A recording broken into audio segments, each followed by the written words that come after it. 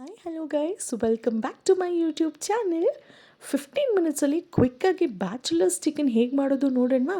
Ingredients ಬಂದು curry leaves, chilli, lemon juice, onion, garlic, coriander, lemon, turmeric, chicken masala, garam masala, dhaniya, chilli powder, ginger garlic paste ಮತ್ತು half kg chicken. So ಇಲ್ಲಿ ನಾನು ಪ್ಯಾನ್ನ ಇಟ್ಕೊಂಡು ಒಂದು 2 ಚಮಚದಷ್ಟು ಆಯಿಲನ್ನು ಹಾಕ್ಕೊಂಡಿದ್ದೀನಿ. ಸೊ ಇಲ್ಲಿ ನಾನು ಲೋ ಫ್ಲೇಮಲ್ಲಿ ಇಟ್ಕೊಂಡು ಫ್ರೈ ಮಾಡ್ಕೋತಾ ಇದ್ದೀನಿ. ವಿತಿನ್ 15 ಮಿನಿಟ್ಸ್ ಇದನ್ನು ಮಾಡ್ಬೋದು. ಸೊ ಇಲ್ಲಿ ನಾನು ಹಾಫ್ kg ಚಿಕನ್ ಮಾಡ್ತಾ ಇರೋದ್ರಿಂದ ಯಾವುದೇ ರೀತಿ ಪ್ರೀ ಮ್ಯಾರಿನೇಷನ್ ಮಾಡ್ತಿಲ್ಲ. ಸೊ ಜಿಂಜರ್ ಗಾರ್ಲಿಕ್ ಪೇಸ್ಟ್ ಹಾಕ್ಕೊಂಡಿದ್ದೀನಿ.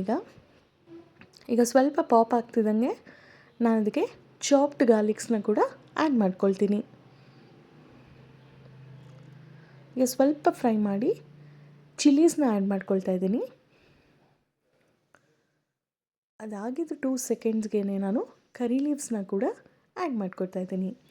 ಸೊ ಇದೆಲ್ಲ ಆಯಿಲಲ್ಲಿ ನೀಟಾಗಿ ರೋಸ್ಟ್ ಆಗೋದ್ರಿಂದ ಇದು ಒಂದು ಒಳ್ಳೆಯ ಅರೋಮಾ ಕೊಡುತ್ತೆ ಅಂತಲೇ ಹೇಳ್ಬೋದು.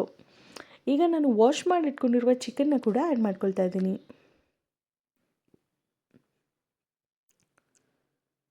ಓಕೆ, ಚೆನ್ನಾಗಿ ಫ್ರೈ ಮಾಡ್ಕೊಳ್ಬೇಕು. ಈಗ ನಾನು ಸ್ವಲ್ಪ ಟರ್ಮರಿಕ್ನ ಆ್ಯಡ್ ಮಾಡ್ಕೊಳ್ತಾ ಇದ್ದೀನಿ. ಚಿಲ್ಲಿ ಪೌಡರ್ ನೀವು ಬೇಕಾದರೆ ಜಾಸ್ತಿ ಕೂಡ ಹಾಕೋಬೋದು. ನಾನು 1 ಚಮಚ ಹಾಕಿದ್ದೀನಿ, ಬಿಕಾಸ್ ನಾನು ಆಲ್ರೆಡಿ ಚಿಲ್ಲೀಸ್ನ ಆ್ಯಡ್ ಮಾಡಿದ್ದೀನಿ. ಧನಿಯಾ ಪೌಡರ್, ಗರಂ ಮಸಾಲ ಚೆನ್ನಾಗಿ ಮಿಕ್ಸ್ ಮಾಡ್ಕೊಳ್ಳಿ. ಆ್ಯಂಡ್ ಇಲ್ಲಿ ಒಂದು ಥಿಂಗ್ ಏನು ಅಂತಂದರೆ, ನಾನಿಲ್ಲಿ ಯಾವುದೇ ರೀತಿ ಸಾಲ್ಟನ್ನು ಆ್ಯಡ್ ಮಾಡಿಲ್ಲ.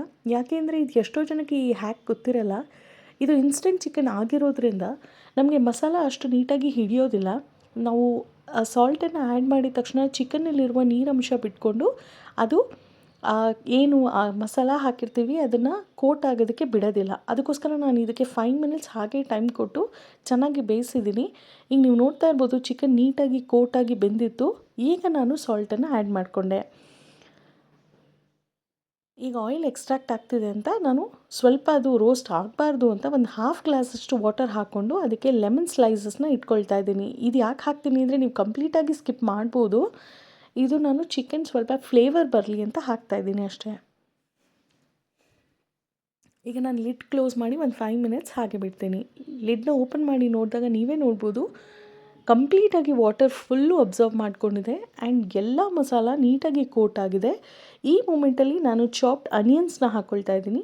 ಬಿಕಾಸ್ ನನಗೆ ಯೂಶ್ವಲಾಗಿ ಚಿಕನಲ್ಲಿ ಅನಿಯನ್ ಸ್ವಲ್ಪ ಕ್ರಂಚ್ ಆಗಿರಬೇಕು ಅನ್ನೋ ಒಂದು ರೀಸನ್ಗೋಸ್ಕರ. ನೀವು ಬೇಕಾದರೆ ಇದನ್ನು ಈ ಪಾರ್ಟ್ನ ಸ್ಕಿಪ್ ಮಾಡಿ ನೀವು ಅದನ್ನು ಫಸ್ಟಲ್ಲಿ ಆ್ಯಡ್ ಮಾಡ್ಕೊಳ್ಬೋದು. ಸೊ ಇದನ್ನು ಚೆನ್ನಾಗಿ ಚಾಪ್ಡ್ ಕೊರಿಯಾಂಡರ್ ಹಾಕಿ ಮಿಕ್ಸ್ ಮಾಡ್ತಾಯಿದ್ದೀನಿ. So completely the dish is ready. ಇದನ್ನು ನಾವು ಅನ್ನ ಬೇಳೆ ಸಾರಿಗೆ ಮಾಡ್ಕೊಂಡು ತಿಂದರೆ ತುಂಬ ಚೆನ್ನಾಗಿರುತ್ತೆ. Hope you guys like the video. Thanks for watching. Bye.